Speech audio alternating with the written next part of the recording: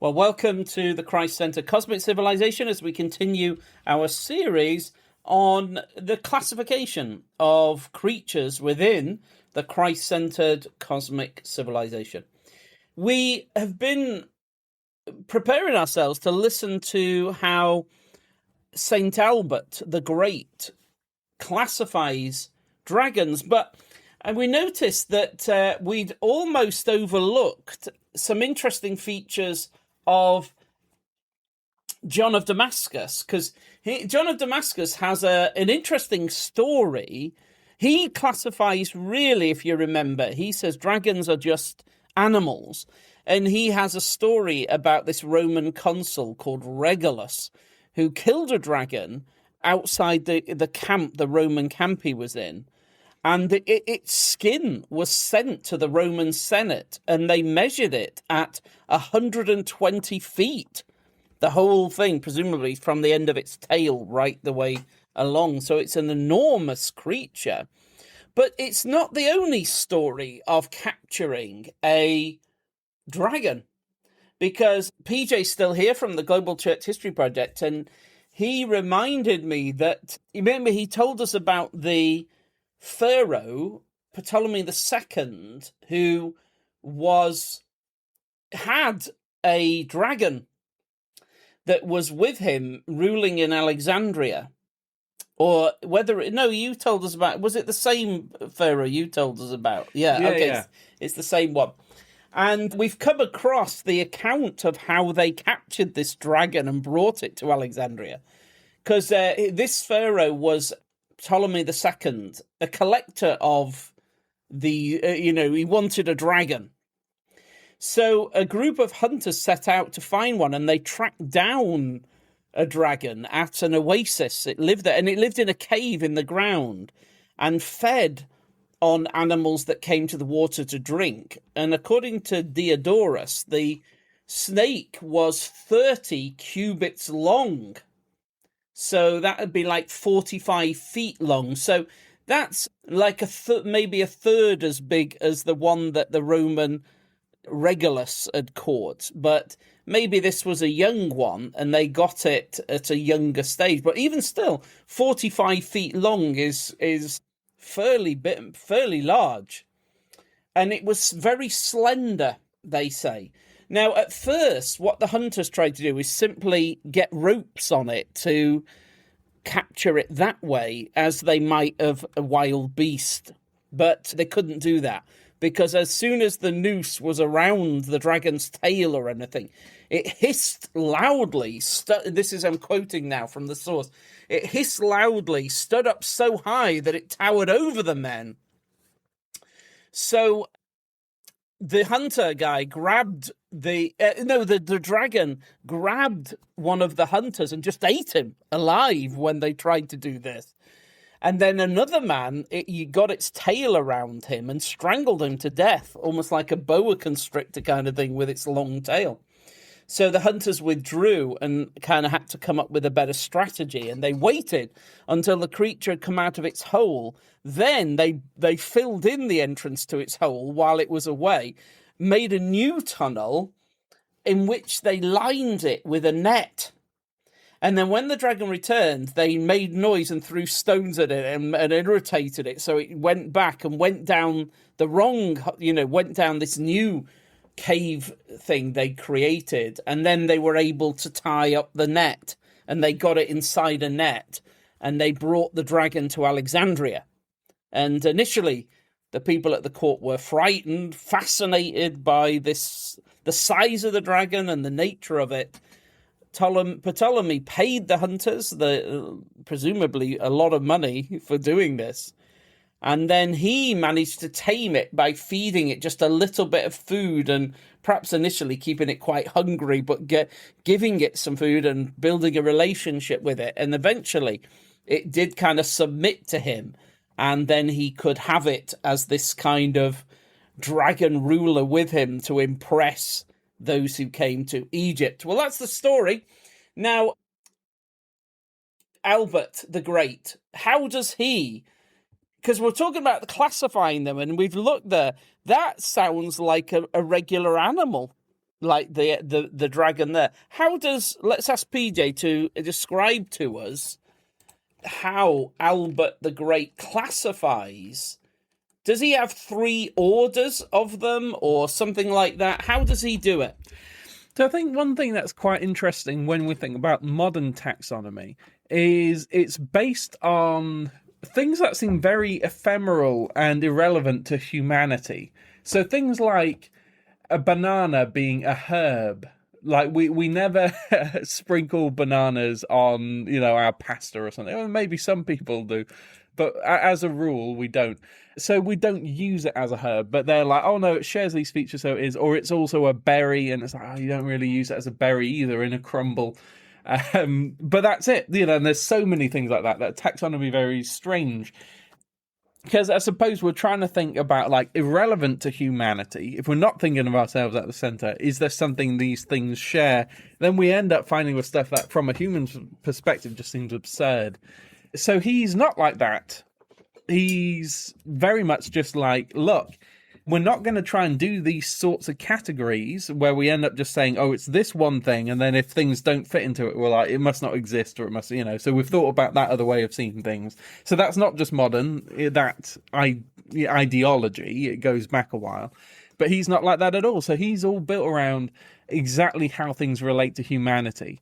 And so in particular, it's like whether or not this sort of thing is deadly. So it's basically anything that's like serpentine or snake-like, or even worms. So St. Albert and others at the time count millipedes and centipedes as like serpents or dragons or worms. It's all just the same. Very small ones. Yeah. So it's all the same sort of spectrum of things. And then, so like from the human perspective, it's like, is it like wriggly? Whether or not it has like feet, or is it like long and wriggly? That's one sort of creature. And then the next thing you need to know, is it dangerous? And, how dangerous? So his first order then of this huge, so it's quite a broad category. But again, he's not wanting to pin things down, so then you end up discounting things wrongly, like we might do, or you end up with a definition that's not useful to human beings. He's trying to avoid those things, so he's got a very broad category. But it's like within that category, if you're part of this first order, if you poison, or you're venomous, actually, not poisonous, sorry. Before someone correct, people love that one. It's venomous, not poisonous. If you're venomous, so much so that you can kill within 1 to 3 hours, and typically there's like no symptoms and stuff, it's just like, boom, you're dead sort of thing. That is the first order. So they're the most deadly, because they can kill you subtly as well, and very effectively. Yeah. So and then second order, they're still venomous, but it might take several hours. So that might give you time to find the sort of anti-venom.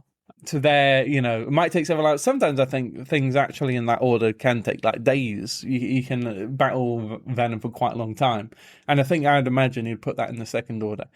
And then you got the third order where there basically isn't venom. If there is venom, it's not one that humans have to worry about. So if they're deadly to humans, it's only because they would have a strong bite or it's the physical damage done, isn't it, that he seems to be worried about.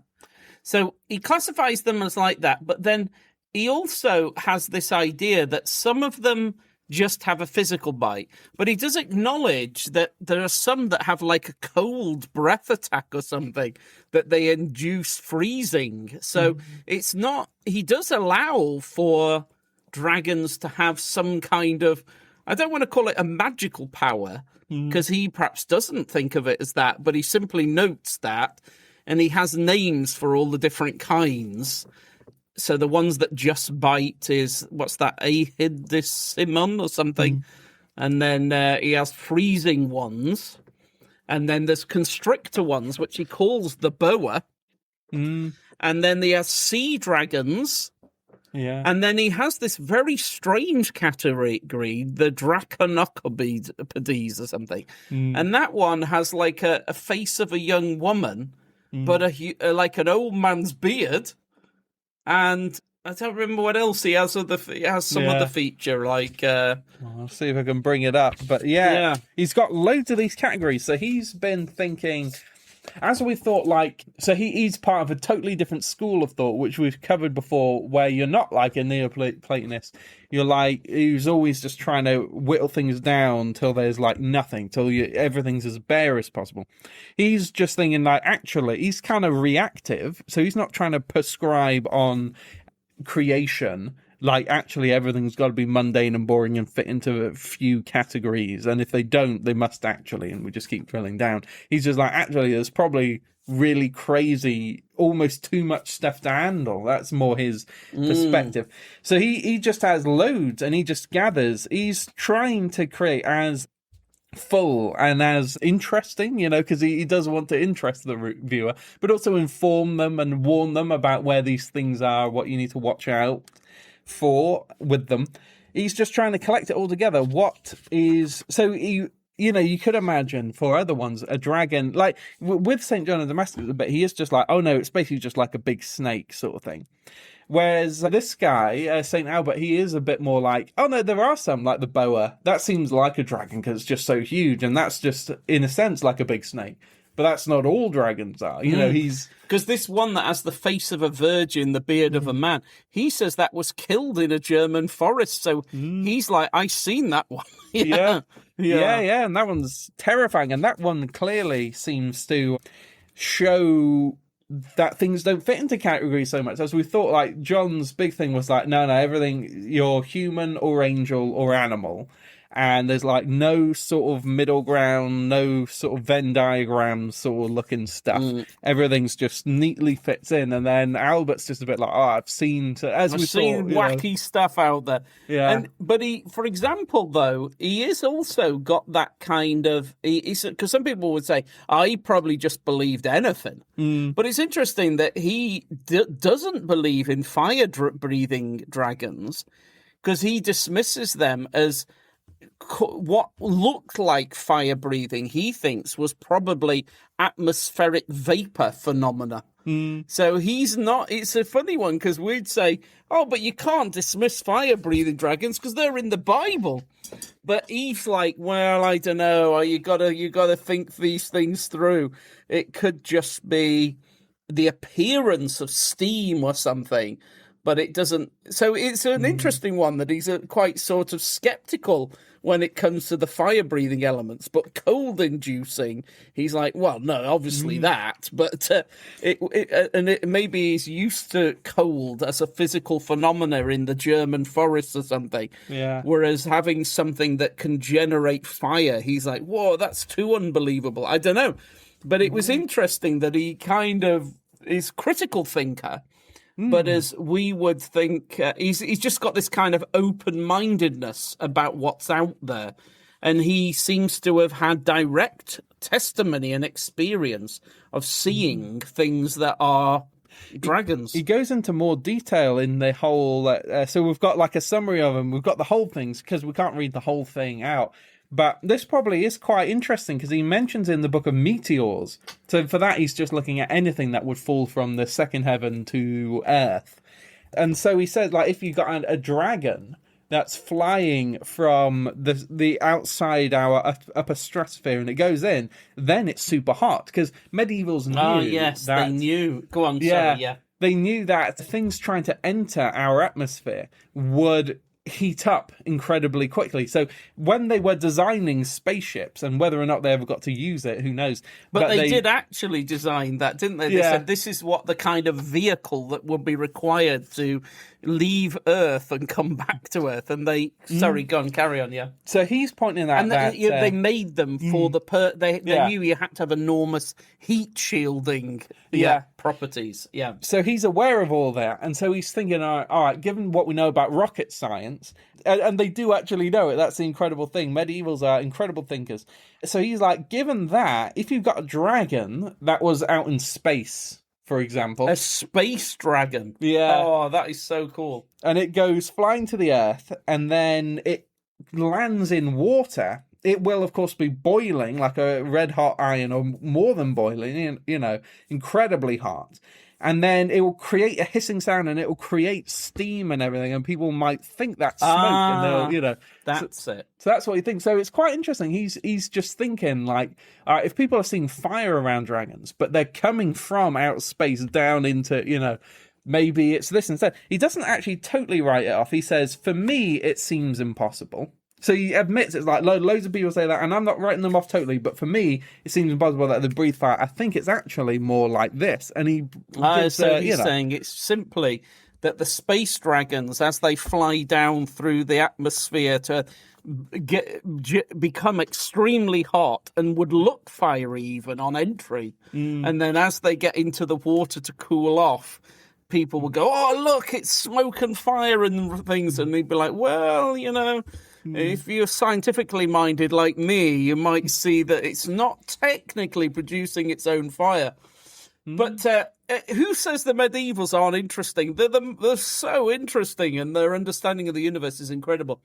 So, is there anything else we want to say about Albert the Great's view of dragons before we move on to because if you notice, what we've been noticing is that John of Damascus and then Albert, would they classify dragons as fey creatures? Possibly, because with that idea of them, like John of Damascus, no.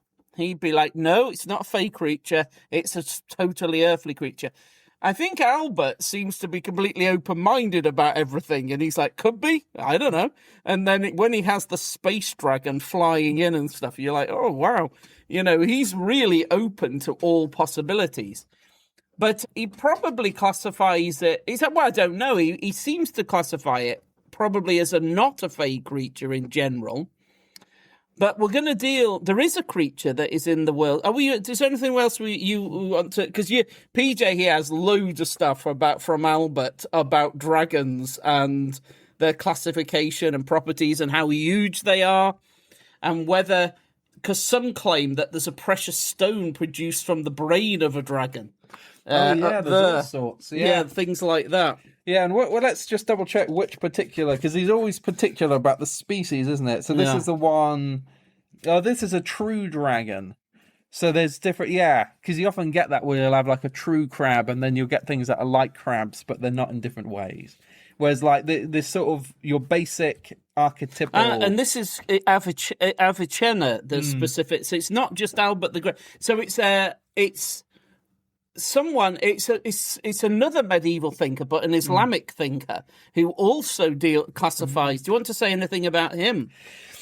Yeah, so you've got like a very interesting thing with Al-Andalus or Andalusia at that time, that you do have loads of Eastern Christian works making their way in. And that's partly because you've got these Mozarabic Christians who are like Visigoths who have ended up speaking Arabic. And as they're wanting to sort of tackle Islam, they often take on board a lot of either Miaphysite or Nestorian text from the East, and then sort of use those arguments themselves. But then also, as they're looking for polemics in particular, they just pick up any stuff. So you got Semiraon, we've got a Sumerian, who's actually this. So they often refer to him that way. As the book has moved from east to west, it's like changed a lot. But he's actually called something else, which escapes me at the moment. But do we have it? It was a complicated. Here we go. Came from Samairun, which is a Arabic version of Ibn Sarabi. Well, Ibn Sarabi is Arabic as well, but it's like a variant on it. Also known as Serapion the Younger, a Christian botanist. Right. There we go. As they're taking Eastern Christian stuff west, these Christians, they introduce that, and so then Muslims also so you get that where Christians are like bringing in other Christian material, then Muslims respond to it and Jews respond to it, so then it becomes a big sort of melting pot. It's not as a friend, so sometimes people have that idea of the sort of big friendly, everyone's just getting on during Al-Andalus. That's not really true, but they are at least talking. And so you end up with some very fascinating sort of engagement between cultures.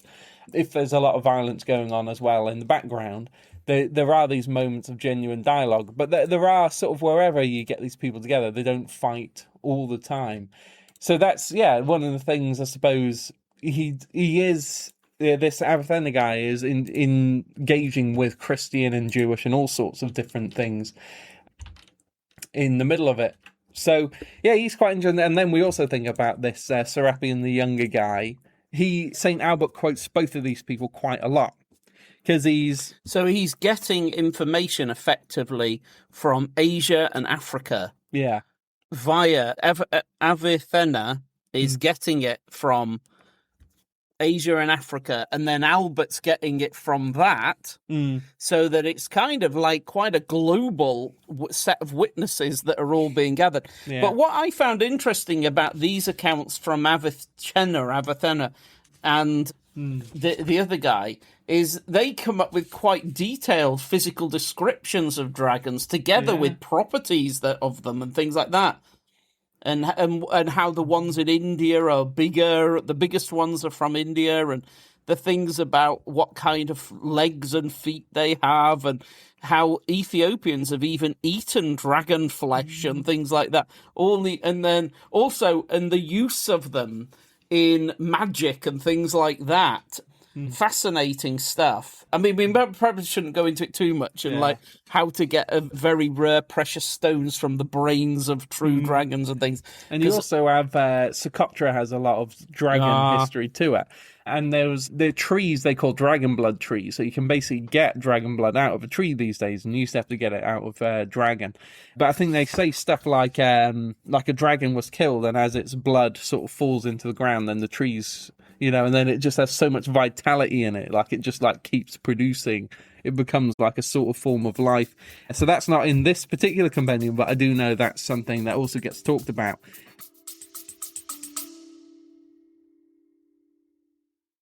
This podcast and all my work depends entirely on donations. It's only through your support that all this research and teaching can be free for so many. If you're in a position to help, please consider supporting the mission by giving to the Biblical Frameworks charity. Find out how at biblicalframeworks.com and look for the Give link. Thank you.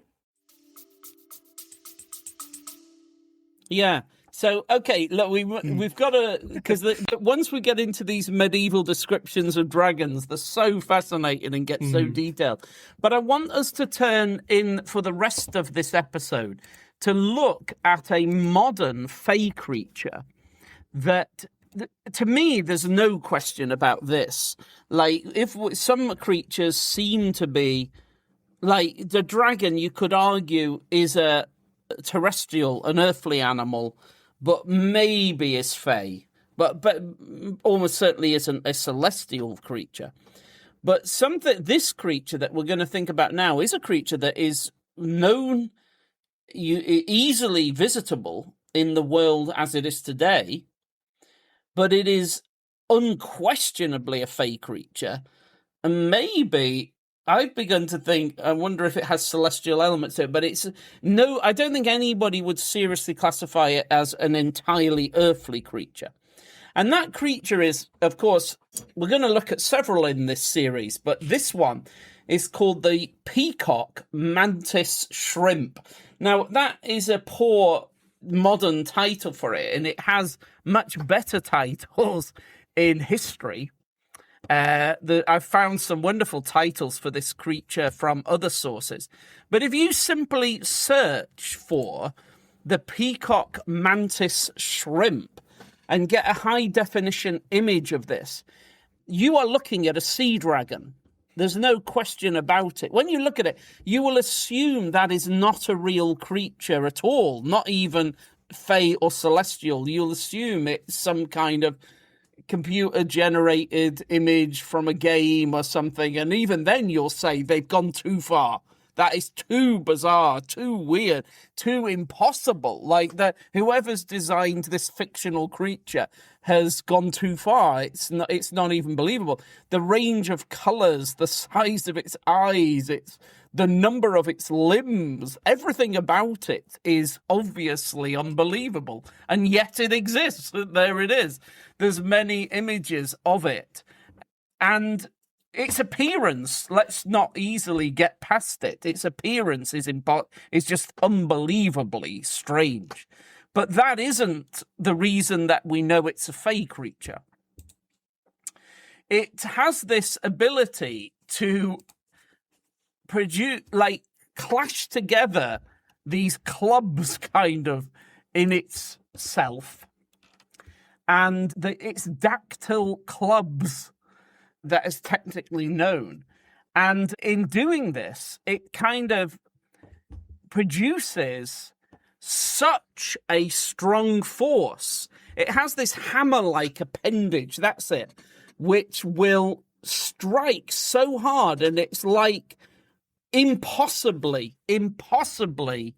strong force is produced, so that it's measured at 23 meters per second with 10,000 G acceleration. It's the fastest punch of any animal or anything. And it is so fast, so extreme is this ability to hit, that it causes cavitation bubbles that collapse at temperatures near to the surface of the sun. So think of that. So powerful is this force it produces. It produces temperatures close to the surface of the sun and produces flashes of light every blow that it produces. So in that sense of it being fire breathing, it's way beyond fire breathing. It's like fire is too cool. It's too cool an effect for this to produce. It produces something far, far hotter than even fire. Even far hotter than fire. So in terms of, like a dragon can only produce fire, whereas this creature can produce something that nothing on Earth is as hot as this. It's like close to something in the sun. And it's a relatively small creature, certainly in the forms we have it today. I imagine its ancestors were much larger, but with this kind of punch thing it produces, it's a force of approximately 1,500 newtons. Now, to put that into context, that would be like 150 kilograms impacting you. 150 kilograms. Well, for me, I boil everything down to sacks of potatoes because I used to carry those around when I was a kid. So that's like 6 sacks of potatoes impacting you. 6 sacks of potatoes to impact you. That would be like enough to break your bones. And so much so that when people try to keep the peacock mantis shrimp in a aquarium, the problem is it can just punch through the glass. Like, its force is so great that even thick aquarium glass cannot withstand the force of this creature's super fey-powered supernatural attack. That's one thing about it. Its armor structure is so efficient that, like, going back to the idea of producing a material that is strong enough to withstand the interface between the earth and the heavens and to go through the atmosphere. And it's a constant problem with spacecraft and rockets and things to have a coating that is sufficiently strong that it can withstand the force of leaving the Earth's atmosphere and re-entering it. But it's interesting that aerospace engineers study the armor of the peacock mantis shrimp because its properties are strong enough to withstand such an environment.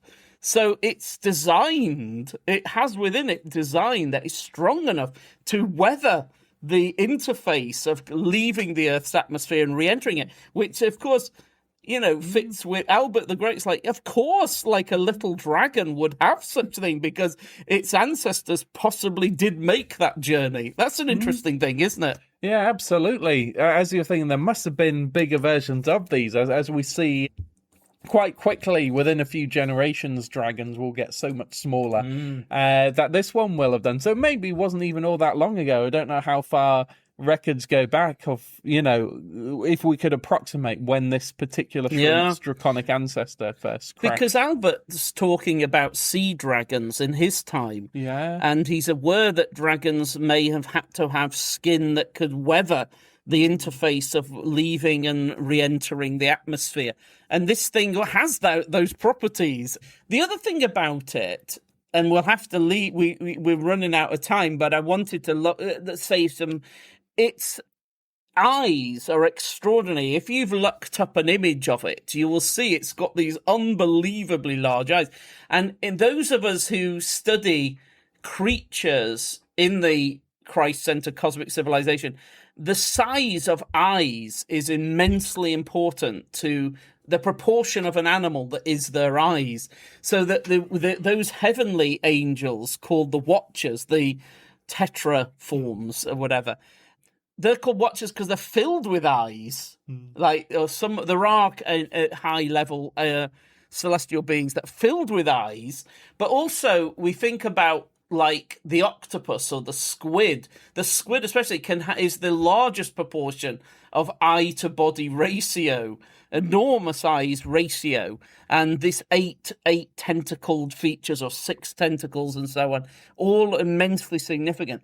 But this creature has enormous eyes in proportion to its body, the peacock mantis shrimp, and the capacity of sight is vastly beyond any other creature. To help it see like the Feywilds, as it has to presumably navigate both at the same time. Yeah, because just explain that, the interface, that the capacity to see, like, because the Feywild is adjacent to our own, and we don't see it normally, but we could, if we had sufficient eyesight capacities. And we see that in the Bible when what's the name of Elisha's servant? Gehazi. Yeah, he's allowed. So he has that terrible sin before and he gets cursed for it. But then when the Lord sort of lifted him up again, in a sense, a bit after, he lets him see angels, and he gives him this sort of vision to see beyond the mundane, which is, I suppose, exactly what he needed, given that his earlier failings. So he gives him that ability. So